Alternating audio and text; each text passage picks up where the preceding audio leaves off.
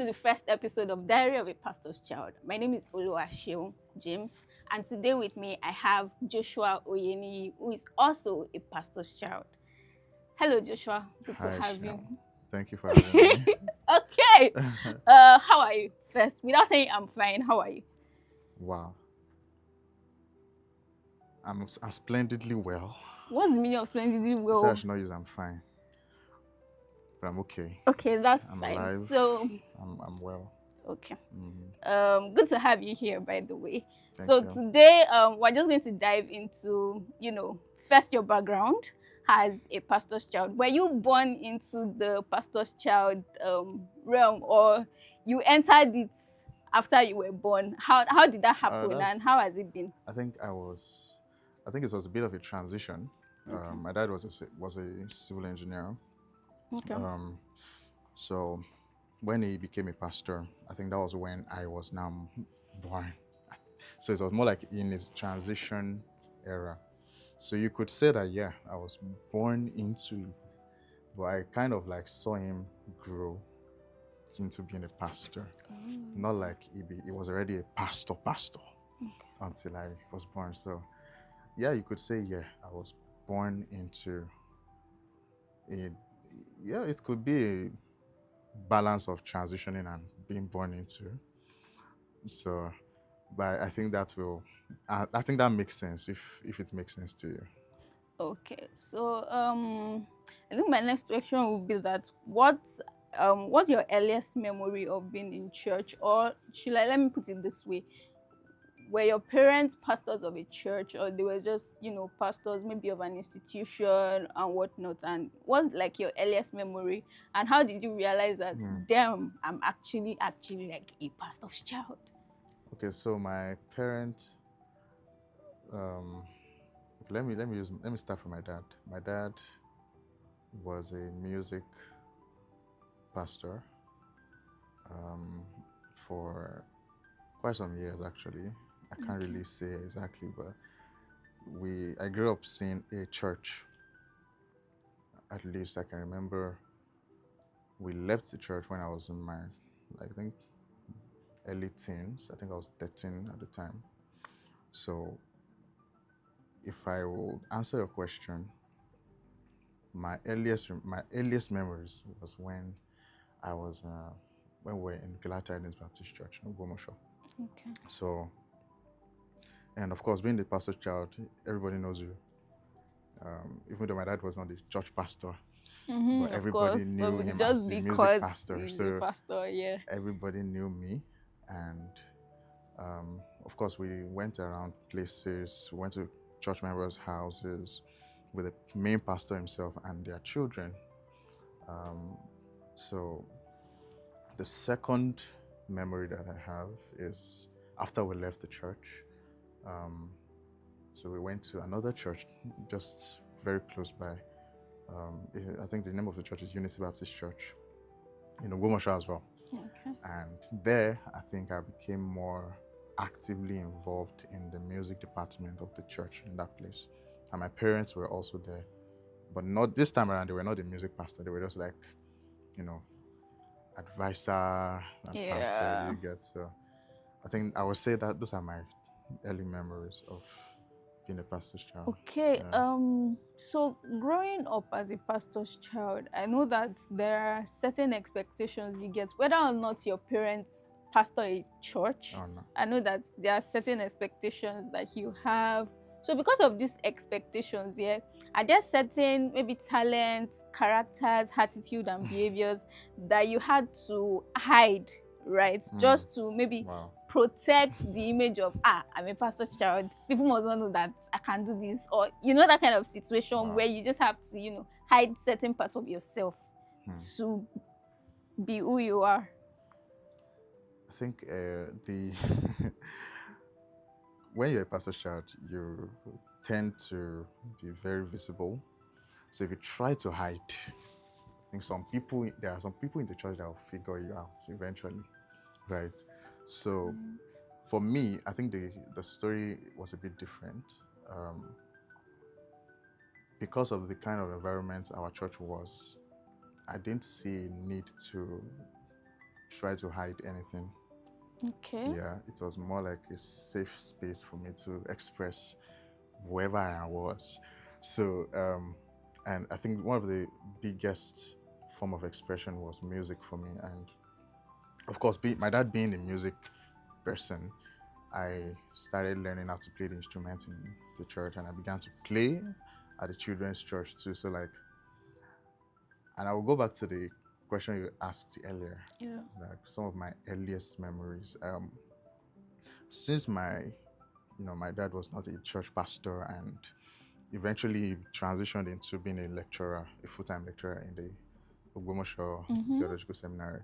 So we didn't really we're not fully like in the church like Yeah. before, right? So this time around I was much older, right? So I will I will now balance it by saying, as an adult, um, even though my parents were not in the same church I was, I was in a Mm-hmm. different city.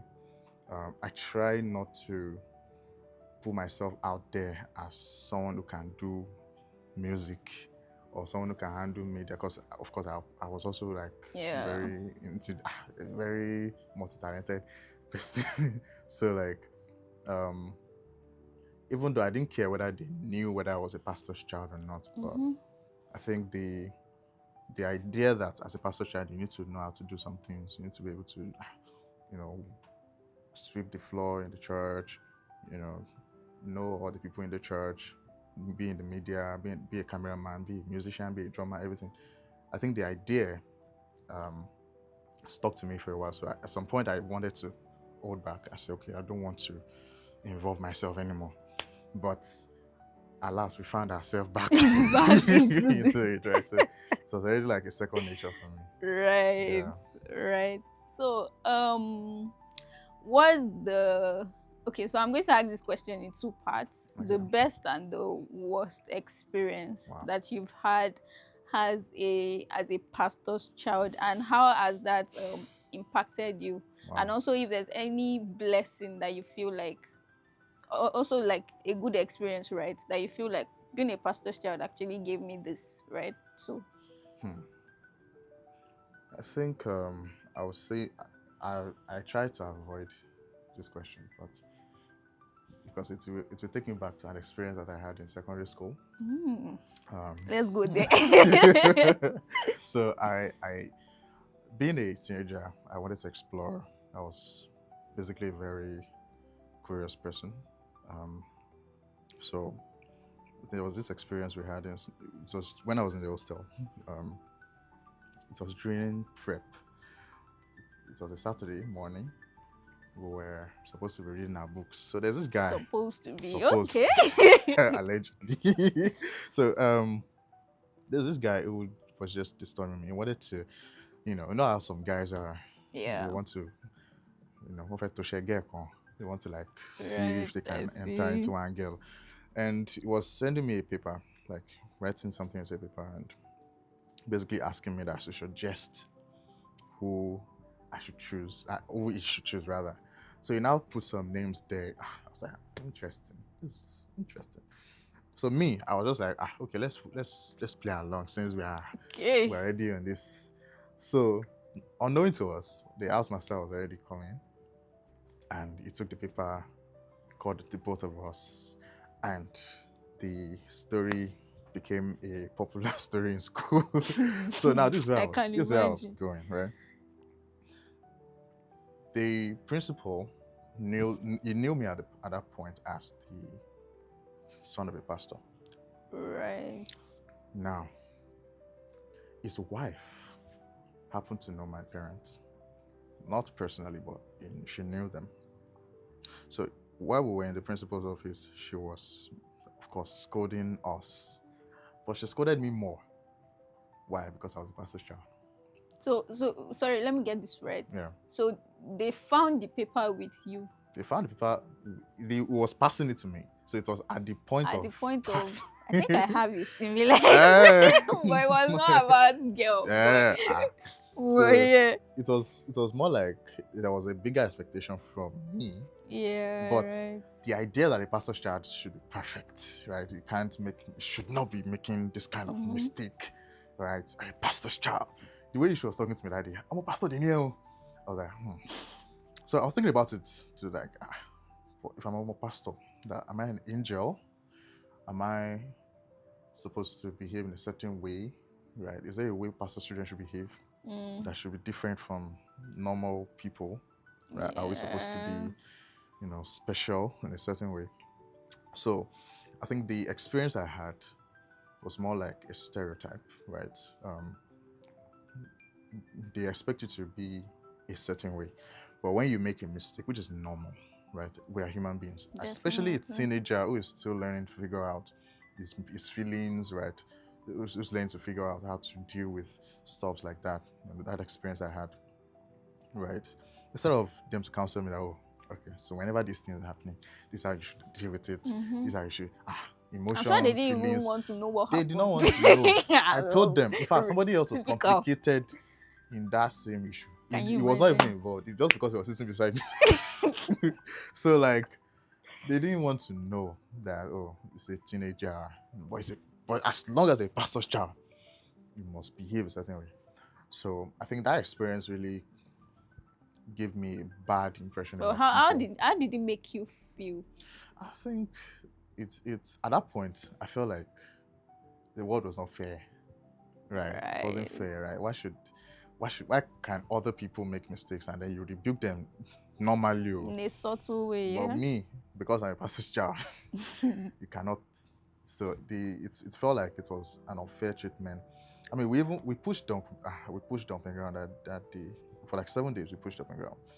I think it's even entered into a midterm test, so I couldn't read for my midterm because I was there pushing the dumping ground. Can you imagine? Right? So it was very, it was a very, I wouldn't call it traumatic experience. I'll just say it was a bad example of how people expect us to behave. So it was more like an experience. Right. So the good one, anyway, by the way, is just, I think that day I wanted to get something for someone. I think my parents, one of my parents. So, and because I was always going with the consciousness that, oh, I'm a pastor's child, people know me. Mm-hmm. Right now, that experience I had in secondary school taught me Yeah. that people are always watching. They know you, right? Always. They know you to always watching. they know you to your house, right? They can tell you your grandfather's house by just looking at you. So that consciousness stuck with me. So anytime I go out, I'm always thinking, people definitely set me up. So that day, somebody was supposed to give me something, and it required that I withdraw money somewhere and then give it to them. So now, the person may not necessarily know that I withdrew more than I was supposed to withdraw. So I had the ATM with me.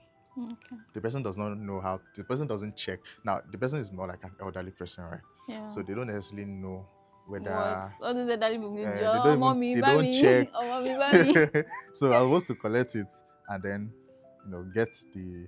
It's a very long story, but I don't want to go into it. So, but the point of the story was that she kind of respected me more because I was working with integrity, right? And so the thing she now said after, wow, I'm a pastor, no, ne? So it's the same. I'm a pastor, not ne. Right. So that is, I would say those are the two experiences I can. Okay. pinpoint. That's actually beautiful, because on this show we're trying to balance not just the bad aspects, right, but also the good aspect of being a pastor's child, so that people can know that it's not just about the bad, because we often struggle a lot with people's expectations and whatnot. There are certain blessings that you also get as a result from being a pastor's child, right, and whatnot. So I think my next question would be your parents, right? Do you have any siblings, by the way? No. So you're the Funny only thing. so you're the only child. People always think I have good. siblings. Okay. So so for your parents, how did they create, I don't know how to put this question, but how did they create like a sense of don't let people's expectations get to you? Was there a conversation of don't let people's expectations get to you, or they didn't fully understand what you were going through? Because it's a different thing what pastors are going through. Yeah. Is another thing what their Children children are are going actually through, yeah. going through. So did they create that safe space for you to be able to fly regardless? I think that the word safe space is the best word in this scenario. My parents have always believed in me, right? Um, they've always thought that I had potential, right? So, and what my mother would say, people will always talk, right? People will always talk. So, I think that really gave me a sense of confidence, right? I grew up as the only child, fine, but I didn't grow up like some other people that lose self-esteem, right? I'm pretty much confident I can stand up anywhere and talk. Of course, I know I you know, from yeah. way back, So like, exactly. I so know that like, you can actually talk. and Same for me as well. you can trace it back to So, the way I grew up, right? yeah. So there was a time somebody did something to me, Oh and my God. my mother didn't accept it. Well, what happened? I don't want to go into Tell it. us. Okay, If I say it, okay, that's fine. there are people that are watching that would know. But like something happened, and she told me, after she confronted the person, she told me, next time, don't take that thing. The way she said it in Yoruba, but in her side, she was like, oh, what am I found? Come on, cheater. Like, you have to stand up for You said yourself, talk now. because if So not, she may not remember she said it, but I remember, right? So, growing up in the church that is predominantly legalistic, we have so many Christians that believe in so many things, yeah, unrealistic things, that they expect you to do certain things to please God. Right? So if you don't do it because you're a teenager, you're a young person, you are still trying to explore, and you make mistakes, and they bash you anyhow, of course it will drain your confidence, because they are not creating an environment for you to grow up, right? So, and the best way for a child to grow up is to allow the child to make their mistakes. Yeah, right. So definitely. my parents created that opportunity, that environment, that safe space, like you said, to make mistakes, and to fly as well, right? Because I know what I'm capable of doing, and of course, they also recognize that, and they've created an environment for me to grow up in that sense. Yeah. Okay. So 2 more questions before we round off. One serious question, Jesus. the other one funny and whatnot. Okay. So second to the last question is your relationship with God. Okay. How has it been? Was it I'm a pastor's child, so I gotta just follow the way that my parents have, the way I came It's to very know my typical. parent and whatnot, or that happened and then along the line how did you find God for yourself? Because I know that you're a Jesus boy. I believe that's right. So briefly, just tell us about that. Yeah, I think growing up in a Christian household, I saw my parents serve God. I saw them love God. So I kind of followed after that, even though later I got to know God myself. But I think the foundation that they laid, right, the schools I went basically Baptist schools, like nursery, preschool Baptist, nursery Baptist. No worry, why need We're together? Even university, all the way to uni. So yeah. like, it's that kind of like set me up for my relationship with God. So of course, on the way, I also deviated. I was looking, if you grow up with some people, like some younger people whose life seemed to be cool, right? And because you grow up in a household of faith, it's like everything's boring. So like you're seeing other things you want to explore, right? So like at some point, I wanted to do it, but my dad, my dad has his grace. He can sense things while they are happening. So caution me. I said, okay, all these things you are seeing, when you grow up, you will not see them as important anymore. So follow God. And while following God, while following after, seeing their example, right? Yeah. That helped me to also build a relationship with God. And the day I accepted Christ, it was my mother that led me to Christ. So like, kudos to mothers that led us to Christ, though. so all the ones I've been doing in children's church every day when they Every go out. single. I feel like everybody did that. Almost Really. I feel like like everybody so did that. the one that night I think I was remorseful. I didn't know why. My spirit was just heavy. And I told my mom. And my mom, by the leading of the Spirit, sensed that this boy needs to accept Christ, right? So and from there the relationship was growing. And of course, my mother is a prayer warrior. Oh, mothers So are. I saw it and I molded after that. My dad is a word person, right? So we have that balance in the house, basically. So I think just to cap it all up, growing up in the faith, in a household of faith, helped me to like now see an example of how to follow God, and even the relationship building as well. That also helped.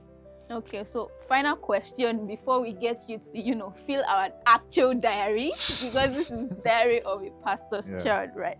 What's the weirdest thing or the funniest thing that you heard about either yourself or your parents? Like the mind-blowing that I just like, what? Really, guys?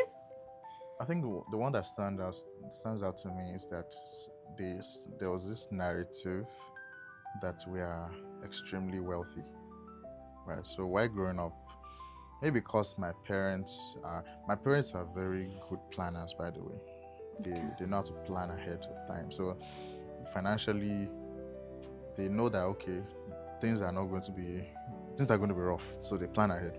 So maybe because of that, right? And because I also went to Bowen, everybody thinks that my parents have money because they sent their children to especially for Baptist. Yeah. By the way, I'm a Baptist, a proud Baptist. Yeah.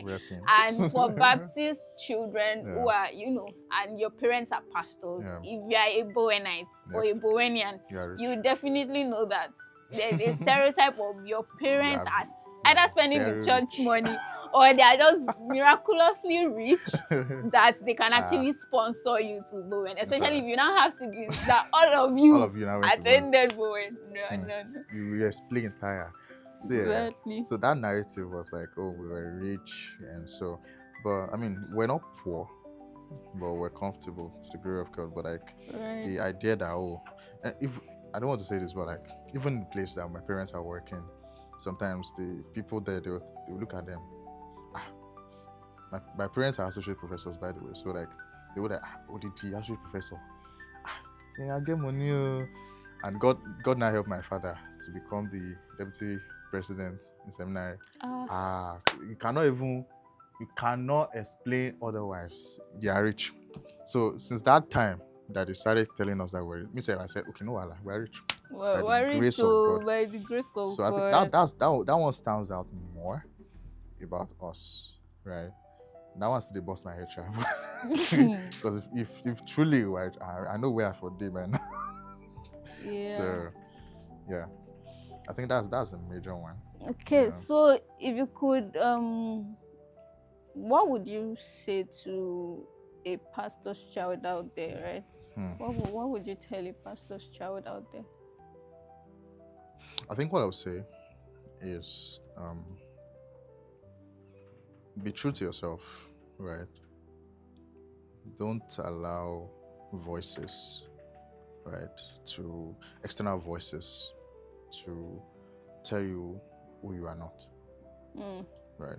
Because being a pastor's child, and this may sound a bit controversial, but even your parents, right? I've heard of pastor's child or pastor's kids who they had to like not abandon, but like neglect some advice that they were getting from their church, right? Most especially from their parents, because there's this narrative that every pastor's child has to be a pastor, right? So if God is telling you something, listen to God. But if you now become a pastor because your father is a pastor, you know. Because you don't know what your father received, right?